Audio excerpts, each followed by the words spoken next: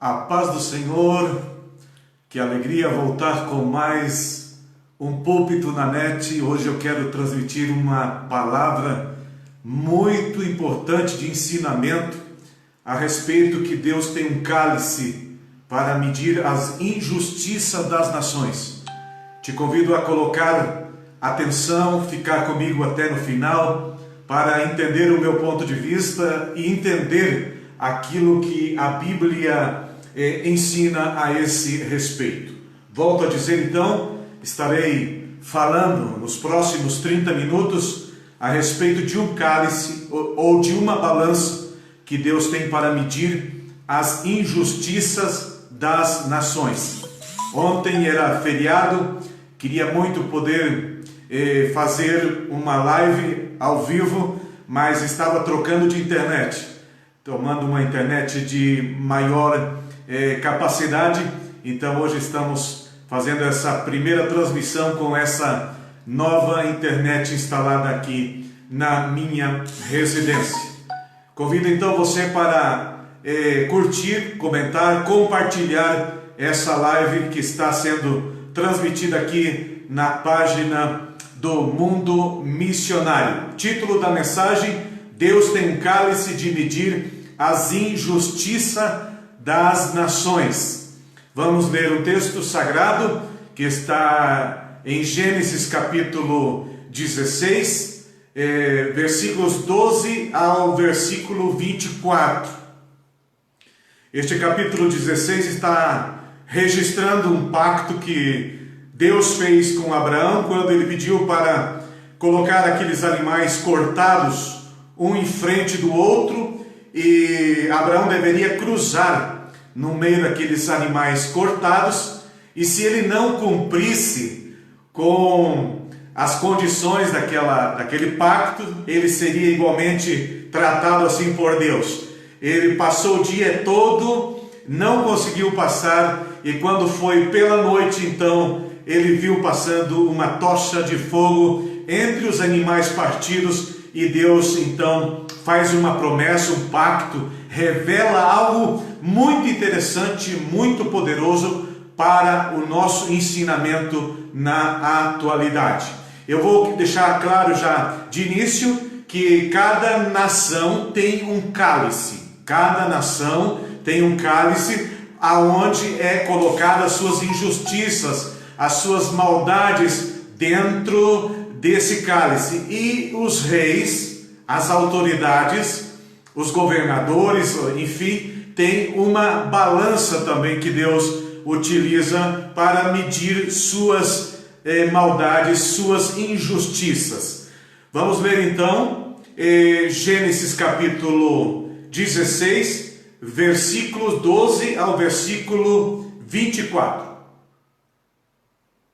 Vamos anunciar mais uma vez aqui o título da mensagem: Deus tem um cálice de medir as injustiças das nações. É uma história um tanto nova, pouco pregada sobre isso, pouco ensinada, mas que vai deixar um ensinamento poderosíssimo para você nessa ocasião. Portanto, já te convido, depois que você ouvir, a comentar, a curtir e a compartilhar com as demais pessoas, dizendo: olha, aprendi algo novo nessa noite na live do pastor Teófilo Carclin, no púlpito na net. Diz assim o versículo 12: Ao pôr do sol, caiu profundo sono sobre Abraão, e grande pavor e cerrada trevas o acometeram. Versículo 13: Então lhe foi dito: sabe com certeza que a tua posteridade será peregrina em terra alheia, e será reduzida à escravidão, e será afligida por 400 anos. Quero destacar isso aqui novamente: 400 anos. Mas também eu julgarei as gentes que têm de sujeitar-se, e depois sairão com grandes riquezas. Versículo 15: E tu, Abraão, e tu irás para os teus pais em paz, serás sepultado em ditosa velhice. Versículo 16 e último. Na quarta geração tornarão para aqui, porque não se encheu ainda a medida da iniquidade dos amorreus. É nesse capítulo 16, é nessa última expressão do versículo 24, que podemos encontrar então essa expressão: na quarta geração tornarão para aqui, porque não se encheu ainda a medida da iniquidade dos amorreus. Vamos fazer um pequeno contexto. Já falei no início que Abraão é convidado para fazer um desafio, um pacto com o Senhor, colocando aqueles animais, 3 animais, dividido no meio, um em frente do outro, separado, de tal modo que Abraão tinha que cruzar em meio daqueles animais. Apenas as aves ficaram vivas. E Abraão então passa o dia inteiro, não teve coragem ou não teve condições de passar no meio daqueles animais partidos, divididos no meio. Apenas o Senhor mesmo que teve condições de passar ali e dizer: com isso eu tenho condições de fazer o pacto, eu tenho condições de cumprir o pacto, sou eu o único que tem essas condições assim. O ser humano, ele é falho, o ser humano é cheio de altos e baixos. A gente tem hora que quer jurar, tem hora que quer correr, tem hora que quer fugir, tem hora que não entende, tem hora que se esquece, tem hora que negligencia, tem hora que faz, como diz assim o ditado, ouvido surdo para não ouvir o que Deus está falando. Foi o que aconteceu com Abraão. Posso ver então aqui a humanidade de Abraão, sendo ele o pai da justiça, sendo ele um homem temeroso de Deus, um patriarca com vasta experiência de encontros com Deus, de conversas com Deus, de outros desafios com Deus, de ter ouvido Deus chamar para ele sair da sua terra, da sua parentela. Ele não teve condições de cruzar no meio daqueles animais partidos pelo meio. Ao pôr do sol, então, caiu um profundo sono sobre Abraão, pavor e trevas, e então ele viu passando uma tocha acesa entre aqueles animais. Que história fantástica, que história maravilhosa. Aí o Senhor então fala, dizendo da seguinte maneira: sabe com certeza que a tua posteridade, as pessoas que virão depois de Abraão, tanto Isaac, Jacó e as 12 tribos, a tua posteridade será peregrina em terra alheia e será reduzida à escravidão. Foi o que aconteceu. José foi vendido como escravo para o Egito, acaba sendo vendido para Potifar, da casa de Potifar, por uma calúnia, foi parar na prisão, mas Deus tira José da prisão e faz ele ser a segunda pessoa ali naquela nação, naquele momento de grande fome naquela terra. Depois então morre aquele faraó que conhecia José, e a geração de José e o povo de José então começou a sofrer a escravidão. Eles construíam tijolos de barro com palha, pisado com os seus pés, e vocês conhecem a história.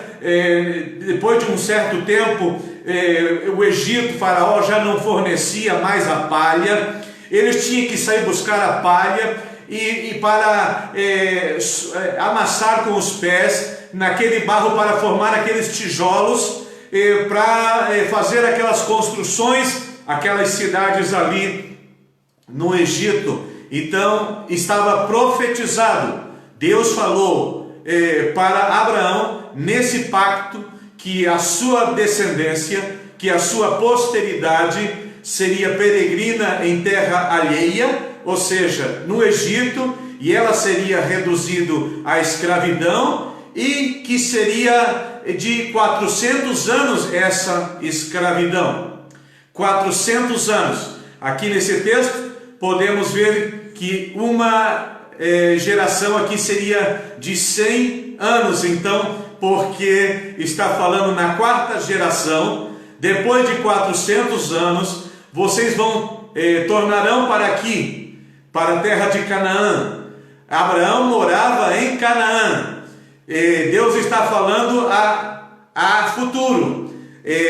A tua posteridade vai habitar como peregrino no Egito. E já contei a história. Lá vão ser reduzidos à escravidão, vão construir cidades para Faraó. Depois então será tirado de lá, ainda que esse texto não está falando isso, mas nós sabemos que depois eles foram tirados do Egito com mão forte, com braço estendido, quando Deus envia aquelas 10 pragas, atingindo assim 10 divindades que estavam estabelecidas ali naquela nação. O texto que eu quero dar total ênfase nessa oportunidade é essa última linha do versículo 16: na quarta geração tornarão para aqui, porque não se encheu ainda a medida da iniquidade dos amorreus.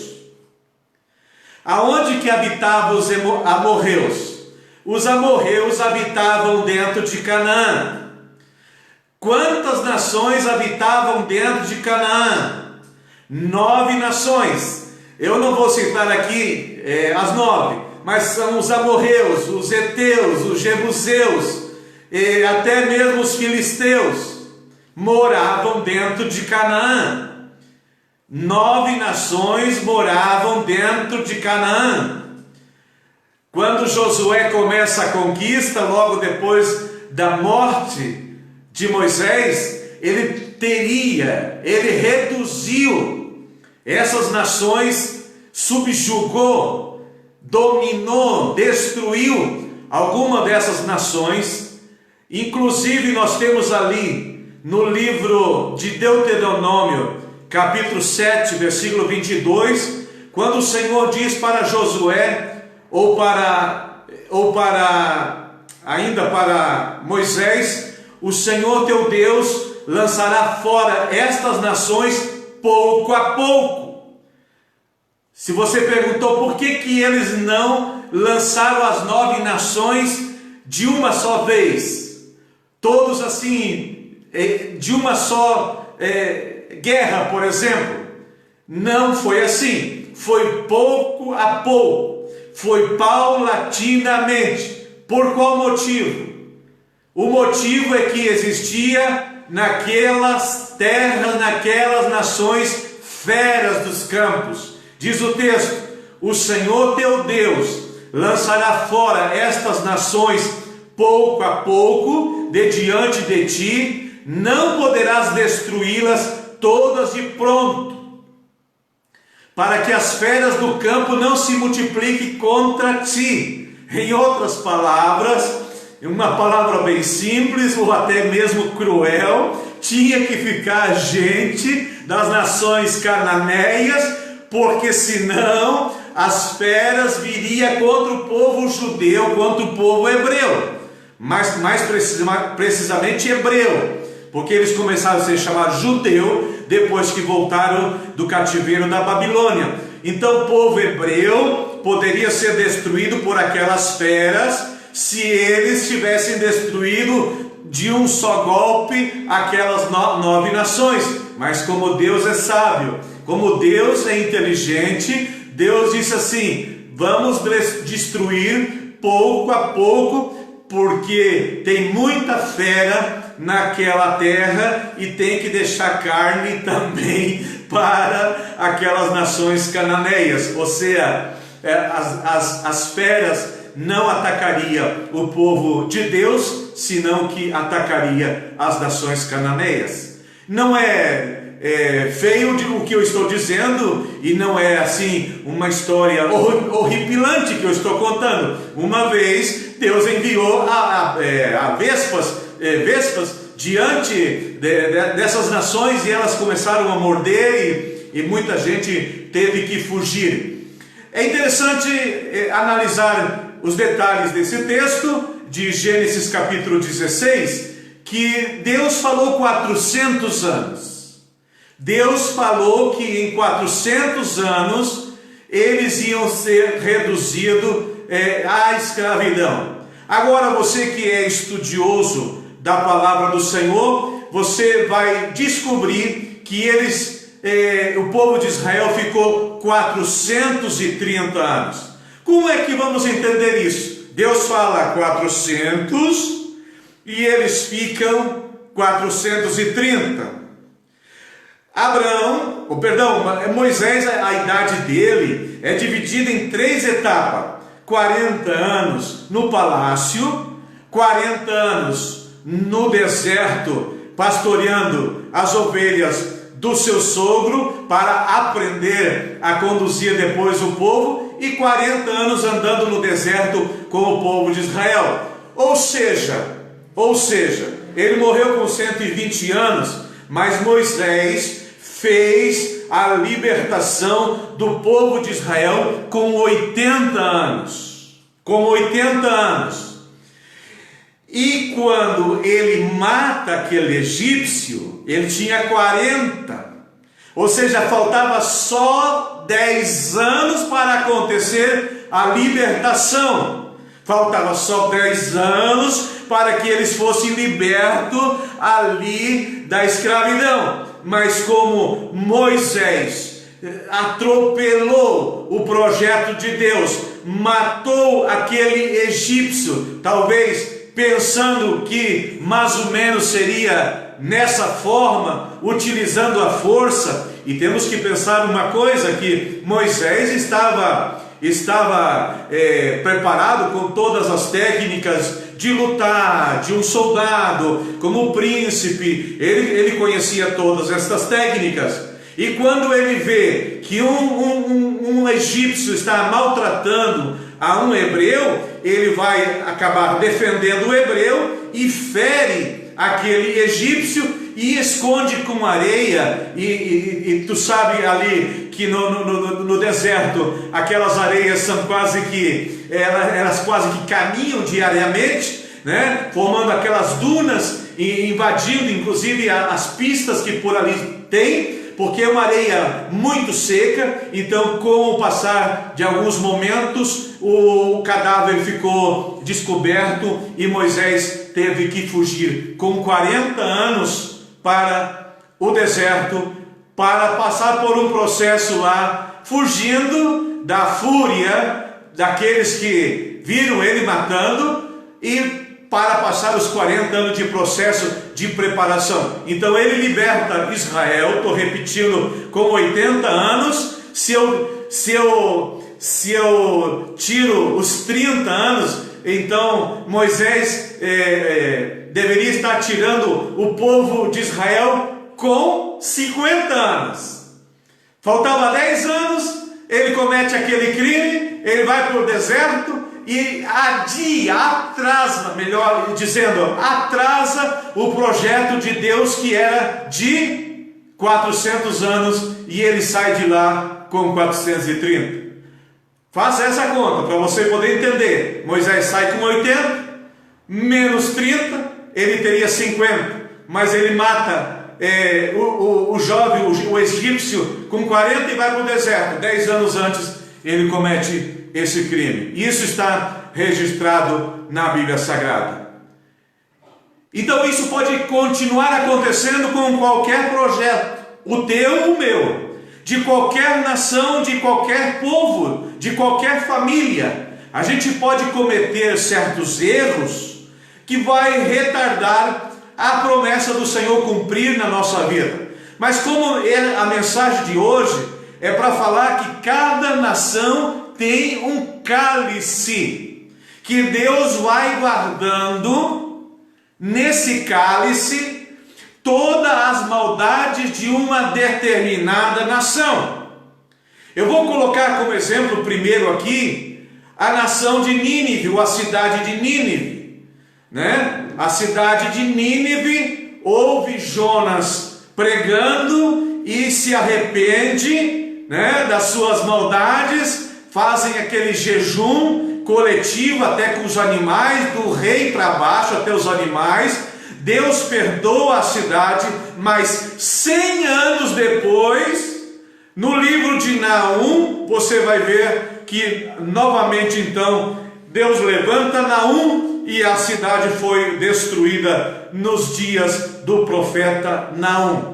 Como nós podemos ver agora, a cada 100 anos existe um avivamento no mundo. A cada 100 anos também existe uma pandemia. Se você faz a conta, há 100 anos atrás, nós estávamos, a geração daquela época, passando por uma pandemia chamada gripe espanhola. Agora nós estamos passando por uma pandemia chamada coronavírus 19, Covid-19, ainda bem que é 19, porque se fosse 20, nós ia ficar falando o ano inteiro do 20 ou do 21. É 19, começou ano passado, no mês de outubro.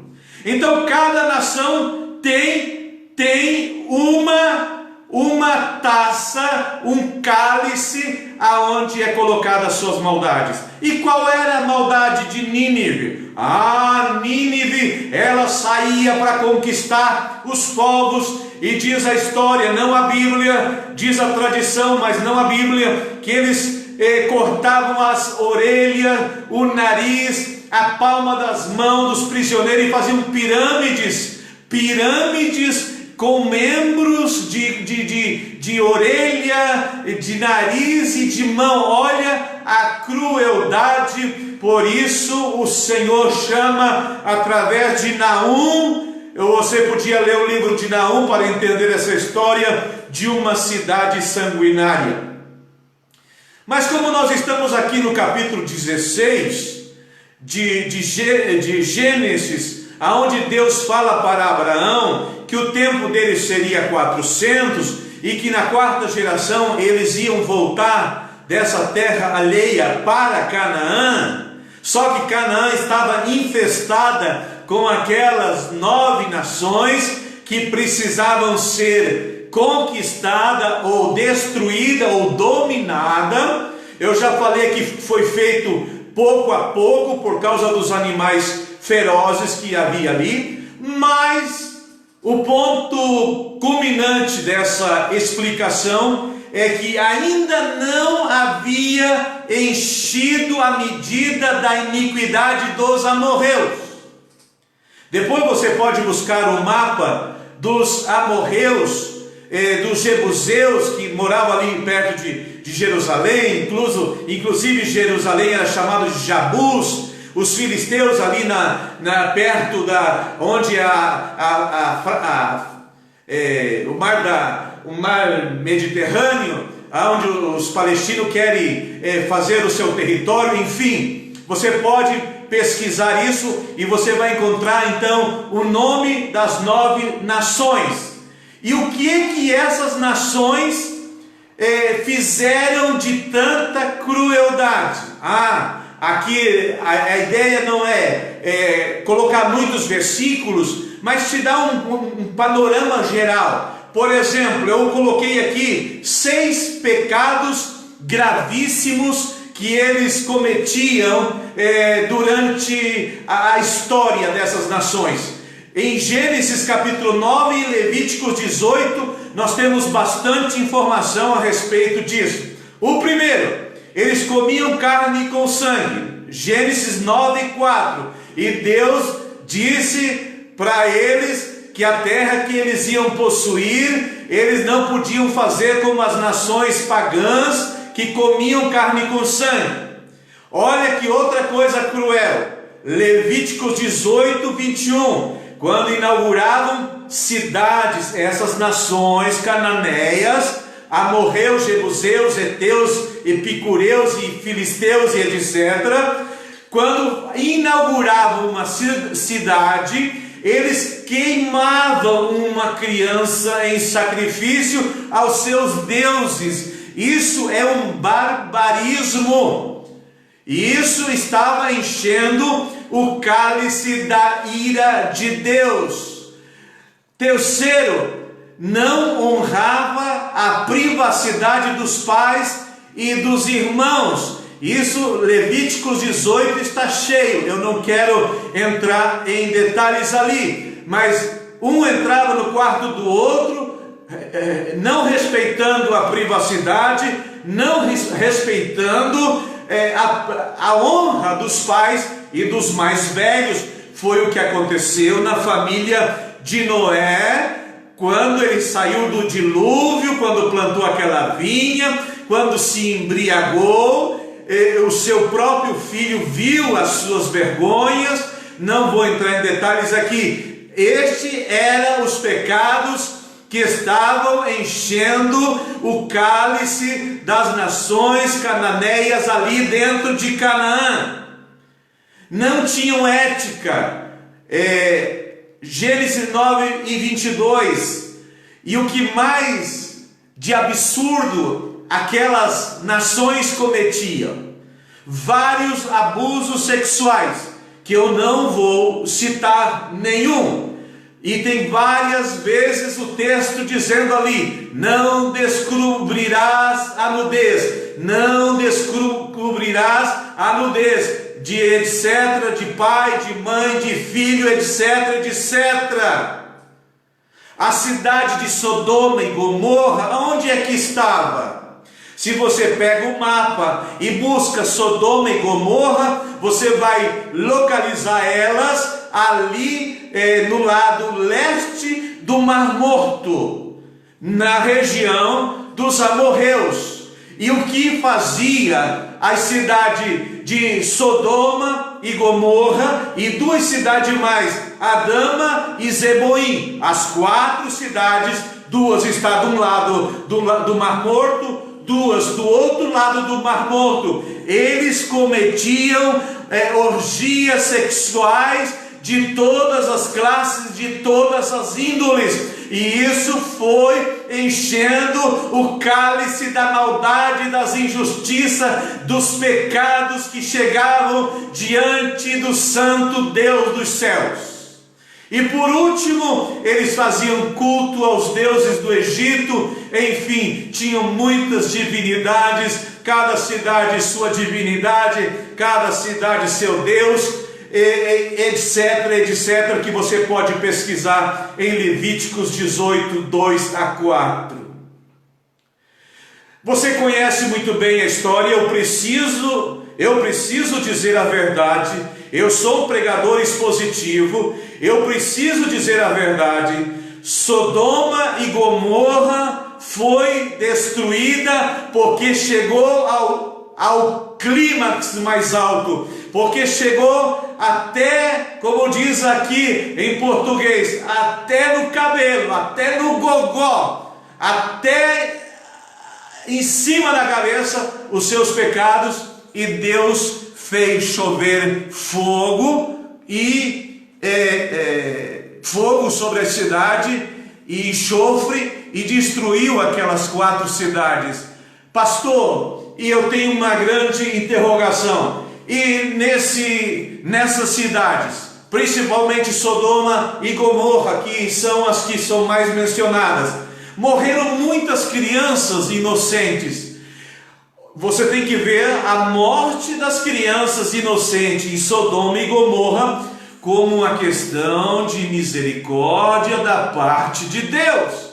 Não me julgue, não me interprete mal. Se Deus destruiu as crianças, essas crianças foram salvas, essas crianças foram levadas ao céu. Não vamos dizer que elas são anjinhos, porque não existe anjinhos. A alma de uma criança, o espírito de uma criança não tem tamanho, então vamos deixar assim: é um tamanho único, é um tamanho grande, um tamanho normal. Não existe alminha pequena nem alma grande. alma é alma, tanto no ser humano grande como no ser humano pequeno. Se Deus destruiu as crianças juntamente com os adultos, por causa daquele pecado de homossexualismo na cidade de Sodoma e Gomorra, é por causa da misericórdia de Deus para que aquelas crianças não viessem a cometer os mesmos pecados dos pais.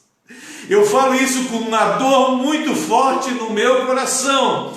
Toda vez que houve matança de crianças juntamente com os adultos, você olha os adultos sendo castigados por Deus por causa dos seus pecados, das suas maldades, encheu o cálice, Deus teve que executar o juízo, morreu crianças inocentes, as crianças inocentes são salvas e são levados naquela época ao seio de Abraão, hoje ao terceiro céu. Está claro?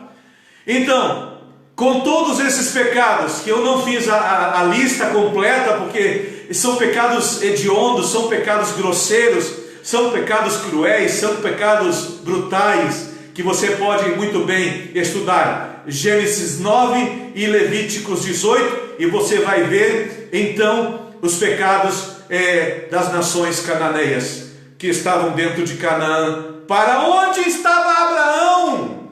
Para onde viveu Isaac? Aonde viveu Jacó? Os cananeus tiveram grandes oportunidades de conhecer o Deus de Abraão, de conhecer o Deus de Isaac. Eles tiveram oportunidade de conhecer o Deus de Jacó e mudar o curso da sua história, mas não mudaram. Sodoma e Gomorra teve a chance e a oportunidade de conhecer o Deus de Ló. E quantas pessoas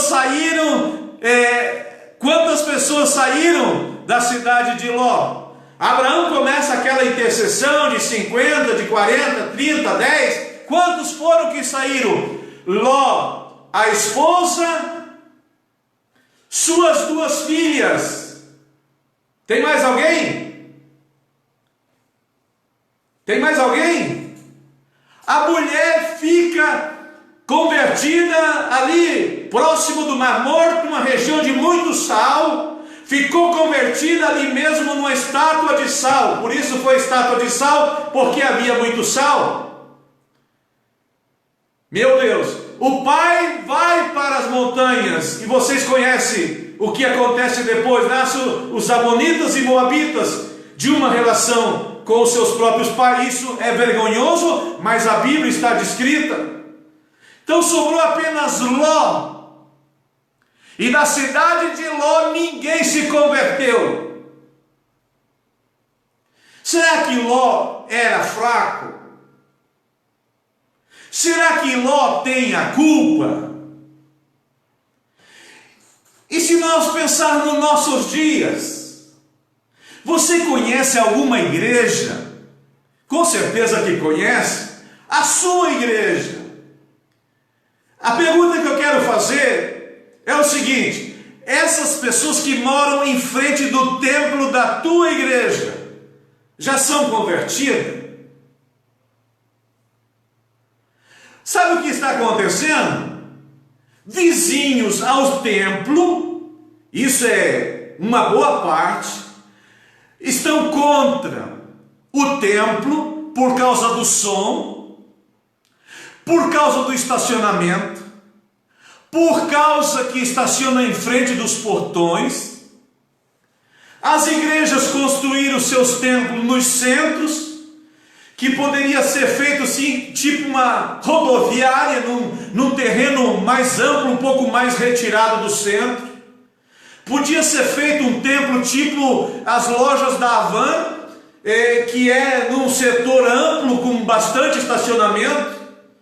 Um só templo seria o ideal, economizaria aluguéis, economizaria luz, economizaria mão de obra, poderia ter muitos ministérios funcionando ali, ambientes para vários cultos no mesmo horário, as crianças no seu culto usando som sem incomodar os adultos, os jovens poderiam estar à parte, grandes concentrações, menores concentrações, todas as secretarias ali, sem problema com estacionamento. Não, mas as igrejas querem estar no centro, e o pior é isso, querem colocar uma igreja em cada quadra, e já estão competindo entre os ministérios, cada uma numa quadra diferente.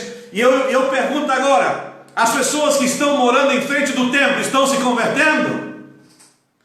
Elas estão com raiva por causa do som, por causa do estacionamento, e por geral se converte lá, quadras e mais quadras longe do templo. É o que aconteceu com a história de Abraão. Abraão morando em Canaã, aonde estava Sodoma, Gomorra, Jebus, terra dos filisteus, dos amorreus, dos jebuseus, dos heteus, dos epicureus, morando ali, vendo como Deus abençoava Abraão, como Deus abençoava Isaac, e eles simplesmente não fizeram caso, não prestaram atenção no Deus de Abraão, no Deus de Isaac, no Deus de Jacó. E aí a medida foi enchendo, até que Deus executou o juízo. Então, no tempo do dilúvio também foi isso também. Encheu a medida. Então, agora, na atualidade, quando aconteceu o holocausto, foi a medida da nação de Israel que se encheu. Foi. Mas pastor, o senhor não tem pena? Eu tenho pena, misericórdia, me dá tristeza de falar. Mas Israel negligenciou seus compromissos com Deus, e aconteceu o que aconteceu do holocausto. No Apocalipse será os últimos cálices derramados. Aí Deus vai cobrar não só de uma nação, aí Deus não vai cobrar apenas de um continente. Deus cobrará das 194 nações que existem no mundo, cobrará dos 5 continentes, cobrará de todas as ilhas, de todos os arquipélagos, com os terremotos da grande tribulação, as ilhas desaparecerão. Deus cobrará porque a maldade chegou até os narizes de Deus. Está sendo acumulado pouco a pouco. E como eu disse no início, que Deus mede a nação com um cálice, e o rei ele mede com uma balança. Belsazar foi pesado na balança do dia que ele estava fazendo festa no palácio, tomando vinho nos vasos que era da casa do Senhor, e aparece aquela mão escrevendo misteriosamente na parede: Mene, Mene, Tekel, Farzim, Pérez. O versículo 5 diz claramente foi pesado e achado em falta. 5:27 de Daniel. E aqui no Brasil, analisa comigo essa questão do coronavírus, que tenho que falar com muito cuidado também. Mas olha por esse ângulo. Aonde o governador fez falcatrua. Eu vou dizer, Santa Catarina monta um hospital de campanha por 70 milhões com 100 camas. Os outros hospitais montados no Brasil foi pago 10 milhões com 200 camas. Aí a gente não entende por que Florianópolis e Santa Catarina tem tantos casos. Esse mesmo episódio acontece em Manaus.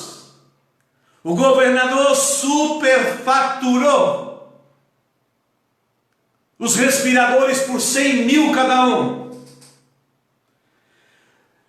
A justiça humana, ela pode demorar, mas chega. Mas os olhos de Deus, ninguém escapa. As nossas obras estão anotadas num livro. No céu tem muitos livros. Um dos livros é o livro da vida, onde está o teu nome escrito. Mas a Bíblia fala de livros. Foram abertos os livros das obras no final do milênio para ser julgado. Não a igreja já está morando no céu como esposa com o corpo glorificado. Serão abertos os livros e serão julgados pelos livros. Aquele que hoje é o nosso advogado, Jesus é o nosso advogado, naquele dia ele será o juiz de toda a terra.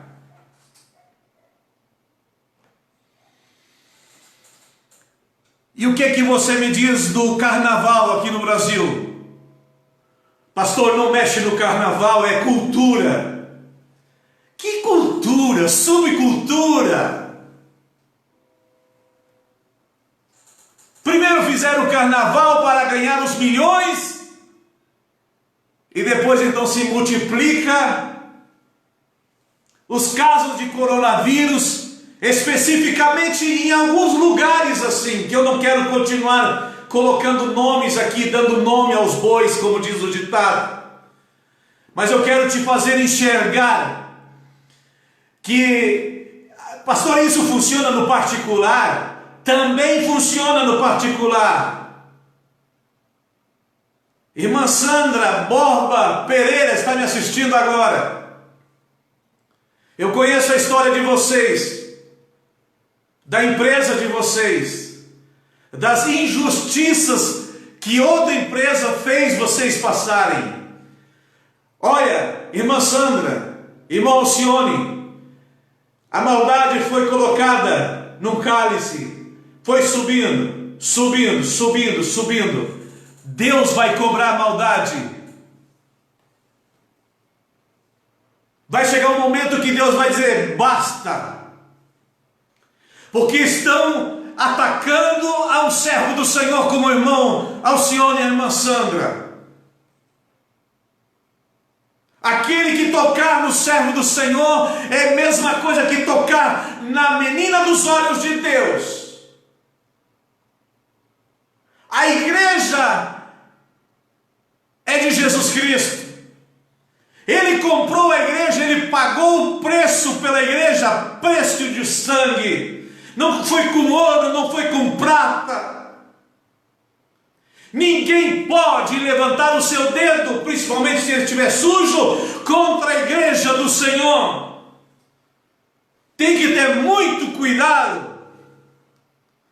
E muito cuidado também com fazer piadas e comentário desacreditando a autoridade constituída pelo Senhor, que é o nosso presidente da República. Tome cuidado.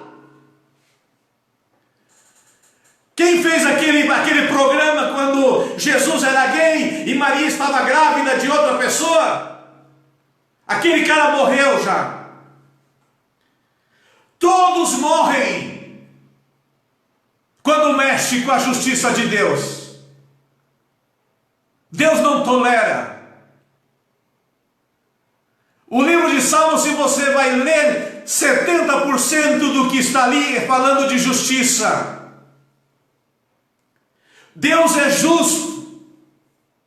Eu gosto de dizer que muitos dizem que Deus é fiel, mas Deus não é fiel, Ele é a própria fidelidade, Ele é a própria justiça, Ele é o próprio amor. Por isso Ele diz: você não pode se vingar, a vingança é dEle. Você não sabe se vingar, ninguém sabe se vingar. Ou nós vamos passar a mão, ou vamos dar a resposta muito forte.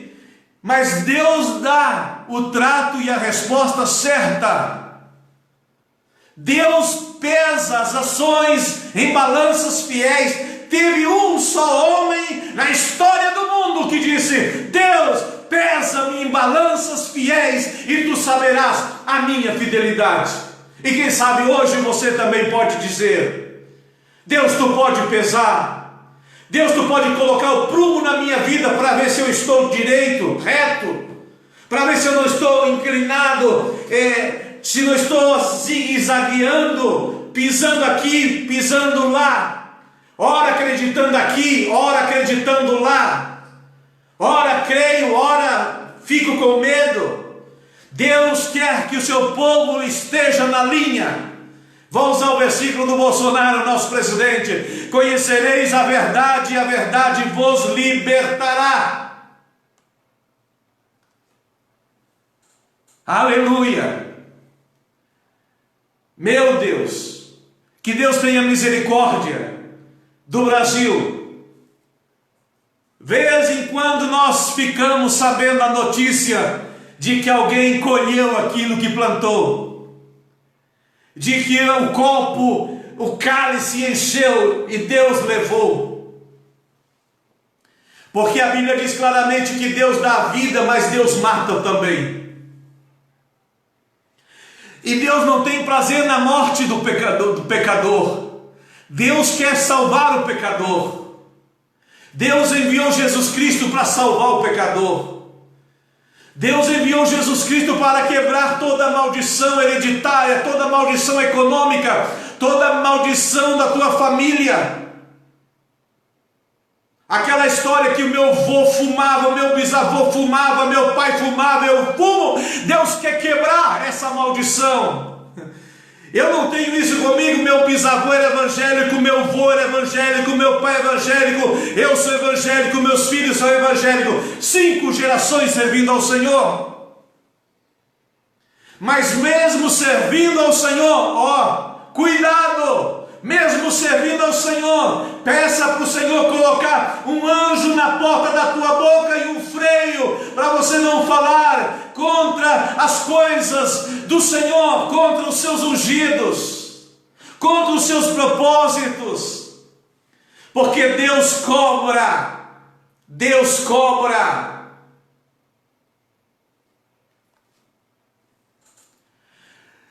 Êxodo capítulo 12, versículo 41. Aconteceu que ao cabo dos 430 anos, viu? No princípio eu falei que Deus falou 400. 12:41 de Êxodo. Aconteceu que ao cabo dos 430 anos, nesse mesmo dia, todas as hostes do Senhor saíram da terra do Egito, com um braço forte, com mão estendida. Aí o povo deu ouro, prata, pega esse ouro, por favor, saia da minha terra. Olha, pega esse vaso de ouro, pega essa joia, pega, mas escapa daqui que eu não quero te ver mais. Saíram com toda a riqueza do Egito. Aquela riqueza era para construir o tabernáculo, mas eles construíram um bezerro de ouro. Claro, alguém levou o buril, a forma. Alguém levou do Egito dos seus apetrechos, nas suas muamba, na sua bagagem, na sua mudança. Ele levou aquilo que ele conheceu durante 430 anos. Quem sabe ele até ajudava a fabricar. Eu não adoro, mas eu eu sou escravo, eu tenho que fazer tijolo, eu tenho que fazer essa imagem, essa forma aqui, é igual que fazer ovo de chocolate, não tem aquelas formas, você derrete o chocolate, coloca dentro da forma e dá a forma que você quer, de coelho, de Papai Noel, de ovo de coelho não tem ovo. O camarada sai do Egito vendo toda a obra milagrosa de Deus e leva a forma. E falaram para Arão: Arão, ó, o ouro a gente tem, a forma a gente tem, a gente faz o fogo, coloca isso aqui, eu até sei fazer, coloca no fogo e vai ser um bezerro. Moisés está lá no monte 40 dias, ele quem sabe morreu, se esqueceu de nós. Vamos fazer um culto aqui, vamos fazer um showzinho aqui e vamos começar a pular e vamos começar a dançar, porque esse bezerrinho foi quem nos tirou da terra do Egito. Ai, quando Moisés viu aquilo, ele quebra as tábuas, e aquele bezerro é moído e botado na água e feito suco de ouro. Leia na Bíblia, você precisa ler o que está escrito na Bíblia. Tiveram que tomar suco de ouro, primeiro suco de ouro feito na história. Claro que devia ser amargo, porque junto com o ouro e a água estava também as coisas espirituais ali, o pecado da idolatria. Parece que Deus não está vendo, parece que Deus não está escutando, só parece. Deus não se esquece. Preste atenção, Deus não se esqueceu de você. Você ainda vai ver como Deus vai cobrar da injustiça que te realizaram. Aguarde um momento. Eu não vou colocar prazo aqui como os profetas do Facebook. Eu estou aqui como pastor, como púlpito na net, não estou profetizando aqui a granel. Estou contra esse negócio de estar profetizando para 40, 50 pessoas uma atrás da outra. Que é isso? Isso é coisa de pai de santo, mãe de santo. Você tem que falar a verdade. A verdade é a Bíblia. Eu não estou contando historinha, eu estou contando a verdade. Um pouco mais de tempo veremos Deus fazendo justiça. Eu fiquei sabendo que Coreia do Norte, comunista, não tem coronavírus. E agora o ditador está que morre e não morre, morte cerebral ou não morreu, vai morrer. Deus tem uma balança e pesa os homens que foi colocado como cabeça. Até pastores. Tem que ter muito cuidado. Eu não posso ser pregador e eu mesmo cometer as infrações. Eu não posso combater aqui as injustiças e eu cometer injustiça. Eu falo com muita responsabilidade, com muita seriedade o que eu estou falando. Hoje nem vou colocar aquela música para orar daqui uns minutinhos mais. O bom que você entendeu e você pode glorificar ao Senhor. Você que gosta de mensagens assim. Eu fiz 7 lives dizendo não vai faltar comida, o Covid não vai te atingir, não, tenha calma, Deus está no controle. Mas hoje o Espírito Santo me diz, hoje você vai falar a verdade. Você vai ensinar. É um ensinamento, é duro sim, mas nós estamos usando palavras com cautela, não estamos ofendendo ninguém, não estamos sendo grosso nem azedo, estamos sendo cautelosos com o que estamos dizendo, estamos gravando, estamos transmitindo aqui na página do Mundo Missionário. Mas hoje existe no mundo todo uma espada chamada coronavírus. Eu me comovi na live passada, quando eu comecei a pensar que tem tão pouca gente orando por pessoas que perderam seus seres queridos. Tem muitas pessoas boas morrendo. Tem muitas pessoas inocentes morrendo. Mas possivelmente tem pessoas que mesmo morrendo, estão negando Deus. Possivelmente tem pessoas que estão morrendo, estão praguejando Deus. Ou não estão morrendo e estão praguejando Deus. Deus está no controle, Deus está dando uma lição grande no mundo. Não estamos livres, não estamos imunes, não estamos isentos, podemos também contrair o vírus. Mas o temor do Senhor está no nosso coração. E sabemos que Deus terá misericórdia. Alguém precisa falar que Deus tem uma taça e que as maldades estão sendo guardadas ali. Assim como Deus também guarda nossas lágrimas. Salmo 56. Ele vai guarda, chore bastante. Porque um dia que você chegar diante do Senhor e você perguntar: sim, o meu parente fulano tal, de tal, está aqui? O Senhor vai olhar o odre: não está? Você nunca chorou por ele. Dentro da arca lá no céu estão as orações. Abre a arca. Como se chama o teu parente? Ah, se chama tal e tal pessoa. Não tem nada de oração por ele aqui.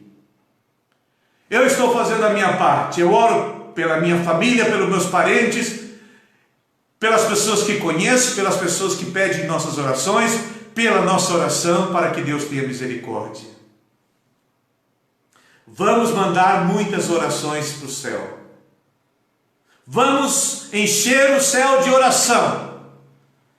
E deixa a justiça na mão de Deus. E deixa Deus executar quando Ele aprove, quando Ele quiser. Ele executará a sentença.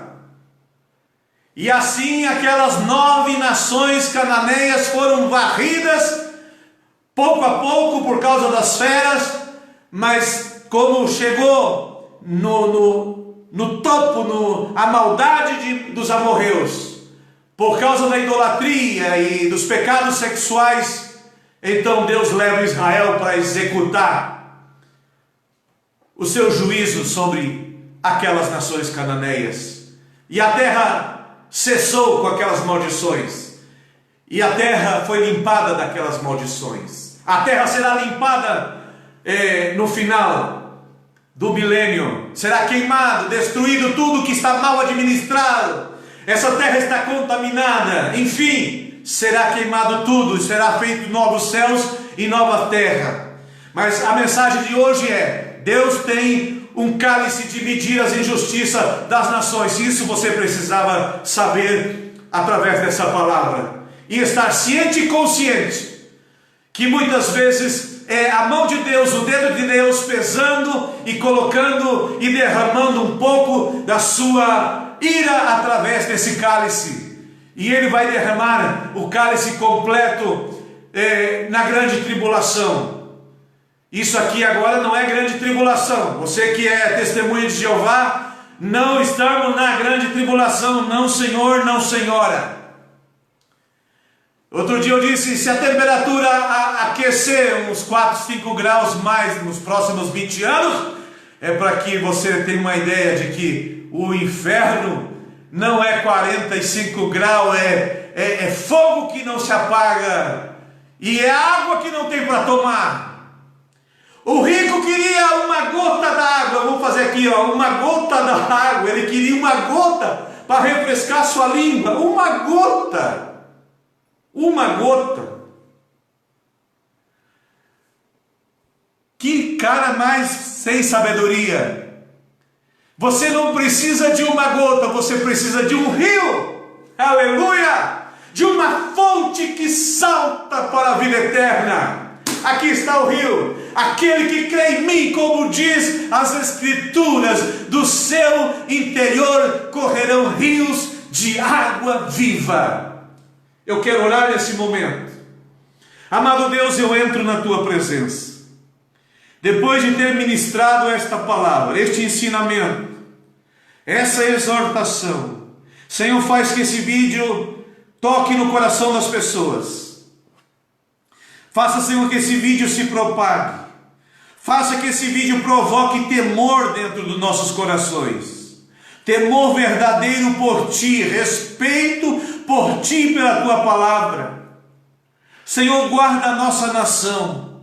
Nada acontecerá de mal daqueles prognósticos estrangeiros a respeito da nossa nação, porque no Brasil existe um Deus verdadeiro que vela por nós. Apesar que tem outros deuses por aí estabelecidos em algum lugar, como ali no Ceará, Senhor. Eu vou dizer o nome Padre Cícero e toda aquela romagem, toda aquela peregrinação para aquele lugar. Meu Deus, perdoa a nossa nação, que eles reconheçam que não está em Aparecida, que a salvação está em Cristo, o único que deu a sua vida na cruz do Calvário, e Ele hoje é nosso advogado para nos interceder por nós, diante do trono da graça, Senhor. Abre os olhos dos brasileiros, que eles consigam ver a luz que sai desse livro, Senhor. Que Satanás cegou o entendimento das pessoas para que não resplandeça a luz do Evangelho. Apesar de todas as maldades, ainda tem um mundo espiritual sobre o Brasil, os demônios atuando, atingindo, contaminando, assustando, amedrontando, tirando o amor, tirando a fé. O amor de muitos se esfriará. Apostasia, idolatria, fingimento. Senhor, até mesmo dentro da tua casa, qualquer dia eu quero falar algo a respeito da tua casa, do que está acontecendo, Senhor.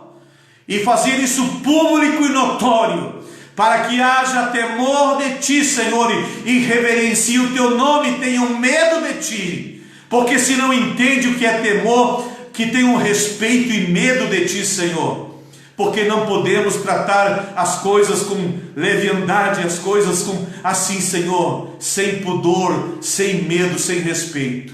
Eu abençoo cada pessoa que ouvir esta live, esta pregação até no final, e convido elas, Senhor, nesta oração, para que possam participar conosco aqui no Mundo Missionário e no canal do YouTube, e curtir, clicar e comentar. Eu abençoo a vida de cada um, Senhor, e agora espero poder ver as pessoas compartilhando e comentando essa palavra. Eu oro em nome de Jesus. Amém e amém. Faça isso, meu amigo, faça isso, minha irmã, você que ficou comigo até o final, você que vai ver esse vídeo na posteridade, deixa o teu comentário. É uma prática linda que nós precisamos exercitar. Tenham todos uma ótima noite, uma linda semana. Deus te abençoe, um abraço. E este foi mais um Púlpito na Net, e eu sou o pastor Teófilo Carpe.